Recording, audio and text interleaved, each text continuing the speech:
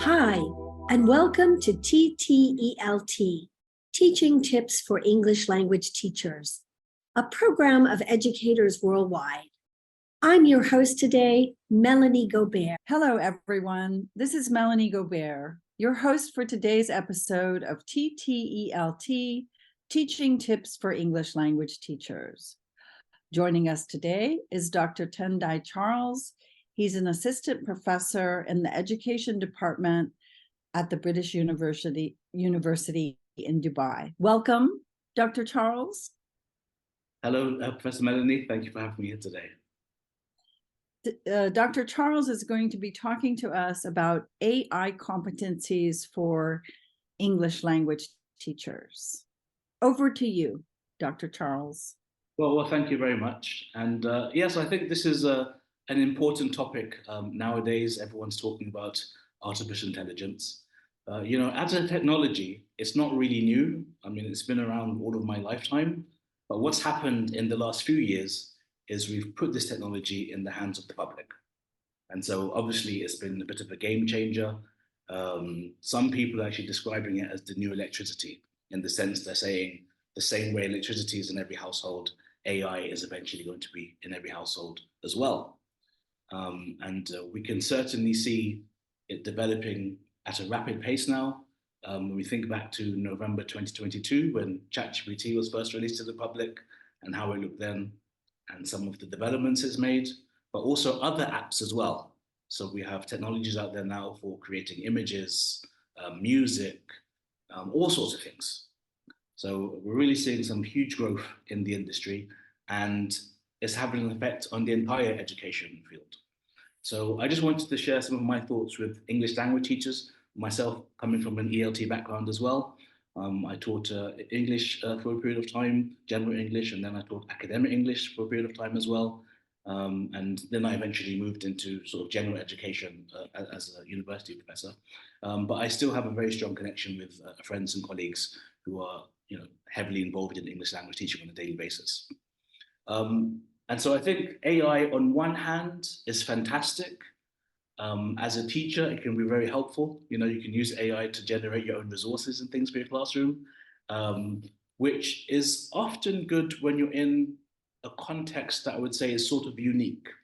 Often the textbooks and materials that we use when we're teaching English language come specifically from the US or the UK, and so they may have sort of cultural terms in there that may not be relevant for every context. And now with AI, you can actually create your own materials specific for your region. You can change the names, you can have celebrations and so on that's specific for your region. So that's quite good for a teacher. It's also useful for things like lesson planning, if you're doing differentiation in the classroom, thinking of different formative assessment techniques. It's quite handy. But on the flip side, it has its challenges, and particularly for students. Because for now, if we use traditional assessment methods, we can't really be sure that the students are the ones doing the work. I mean, on one hand, students can cheat anyway if they pay people. You have ghostwriters and so on. But now, for the price of a cup of coffee, they can have access to these tools, which are, amazing actually. And there are constant apps being developed every month to support students in, let's say, somewhat dubious ways. I saw an app recently called Kipper.ai, and the way it's advertised on the homepage, they actually say, we can create essays for you which are not detectable by systems such as Turnitin. So they're advertising to students that we can help you with plagiarism, essentially. There was another website I saw, I think it was called Stealth Writer, which basically tries to humanize AI text. So if a student has used something like ChatGPT to write a small essay of 1,000 words, let's say, they can then plug this into that software, and it intentionally will include a few spelling mistakes and some grammar errors to make it look like a human wrote this. So, that's a bit dubious. And also, these apps now, they're on your phone, even on smartwatches. And so In terms of measuring students' academic writing ability or to ensure they understand the text you've given them to read, it's a bit difficult to do now with traditional methods. I can give my students a text to read by Shakespeare, and they can just go online and they can ask the AI device, oh, what are the key points in this text, without reading it. I can give them an essay to write 500 words, and there are apps now developed which will insert citations for the students. So whereas ChatGPT has been criticized because it can make up references, there are some apps now specifically designed to scan academic databases and write essays based upon that text and to give accurate references and citations. So that's a concern now. And even let's say I said to my students, okay, I want you to deliver a speech next week. They can go to the AI and have it write a script for them. And they just memorize that script. So there's no real thought process involved for them. So there's a number of challenges there with AI, I would say, from the student side, if we're using traditional assessment techniques and measuring learning in traditional ways. And so I think what's happened over the last few years is we've really had to rethink education, going back to COVID, actually. I think COVID sort of exposed us when we transitioned to online learning. And I think we could see some of the deficiencies or challenges with traditional methods. And just as we were thinking about new assessment techniques, then all of a sudden this AI popped up, and it's really been a huge problem since then. So yes, AI definitely has its advantages, but certainly it's got a number of disadvantages as well. And one thing that I think teachers need to be really aware of is the concept of AI competencies. Now, there are a couple of professors, Mishra and Kohler, who proposed something called the TPAC model at some time, which essentially they said is if you're an effective teacher, you should have content knowledge, so knowledge of your subject, pedagogical knowledge, so knowledge of the best teaching strategies to deliver the content that you specialize in, but then also technological knowledge, so knowledge of tools and apps that can facilitate and support your teaching style for the particular content that you're dealing with. So that can be applied to any context, math teachers, science teachers, and so on. But I think for us in English language teaching, we do spend a lot of time looking at pedagogy. We study things like the task-based language teaching approach. We look at different types of syllabus design, lexical syllabus, grammar translation approach. We look at these things, which is very good. Anybody who's been through a CELTA, you've learned different teaching techniques and strategies, and there's a plethora of TEFL courses out there as well. So we focus on pedagogy. We probably don't focus enough on the technology, and sometimes we let technology lead the way.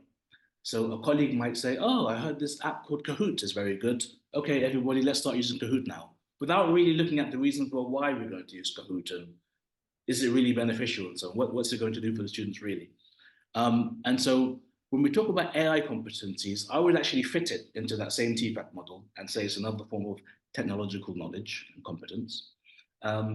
And really, we should be aware of what tools are there on the market and how they can be used.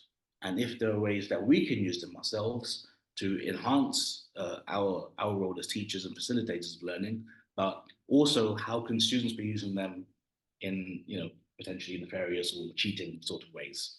And so I mentioned that earlier, Kipper, as an example one, where I know many teachers don't really know that app, but the students tend to know it. And in fact, I mean, in my own personal experience, the students knew about ChatGPT before me.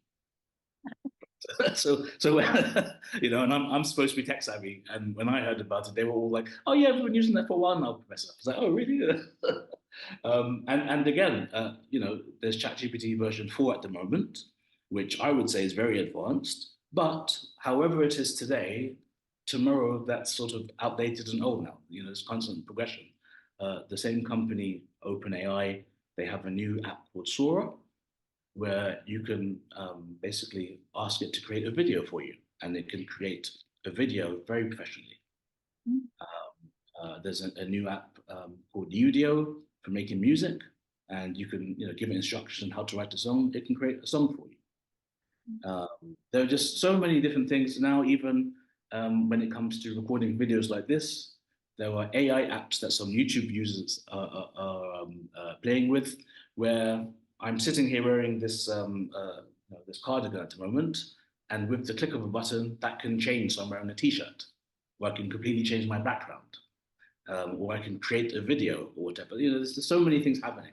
I believe there's a news station in Kuwait who've now created some sort of AI news anchor, and so and people can watch the news on their phones with this anchor reporting in Arabic. Um, Things like Instagram, there are some programmers who have made Instagram AI models. So some of these people look human, but they're actually digital artwork or something. And people subscribe and pay money to them. There are companies who are sponsoring these AI models, giving them an allowance and so on, which is really absurd. There was recently a Miss AI competition in the same way you have Miss Universe and Miss World. So it's really going to a new level. And I think for Gen Alpha, that's going to be their reality.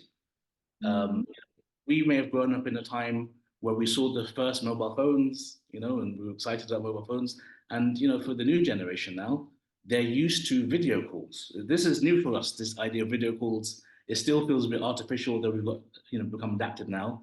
We can remember the old phones where the dial would spin back and forth, right? But I guess just one final question for you, Dr. Charles. Do you think AI will eventually replace the need for English language teachers? Oh, good question. And this is something I think many people are worried about in different fields. Is the AI going to replace us? And I would argue no. During COVID, we were asking questions like, is technology going to be replacing schools? Are we going to have completely online schools and online universities? And that wasn't the case at all. As soon as COVID was ended, we all ran back to the school. We wanted to be together. So I think with language learning specifically, it needs human interaction. There have been various apps over the years, various softwares, going back to Rosetta Stone technology, right? There's been numerous apps over the years which are supposed to help students with language learning, and people tend to use them for about 2 weeks. And there's lots of research show this. People use them for 2 weeks to 2 months, and then they get bored and stop, because language learning inherently requires human interaction. So I think as language teachers, you're always going to have a job.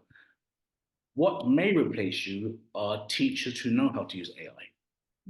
So that's why I think it's important for teachers to keep up to date with the technologies, and constantly, involve themselves in professional development and growth and so on, and be aware of these tools so that they can use them effectively and spot, ways students are using them ineffectively or inappropriately. I do not think AI will replace us at all. I think we're always going to be here, so yeah, I would say no to that question. But I won't ramble on too much. Okay, Dr. Charles, thank you very much for joining us today. Thank you very much, Professor Melanie. It's been a pleasure to meet with you today. And I wish all the best to our listeners and teachers. Thank you, everyone, for joining us today for today's episode of TTELT, Teaching Tips for English Language Teachers. I'm your host, Melanie Gobert. Thank you for joining us today. Share with us how you are using these tips. Leave us a comment or voice message on social media or at ttelt.org. Thanks for joining this episode of TTELT, brought to you by educators worldwide. Follow, like, and subscribe to TTELT on your social media, and try a new teaching tip today.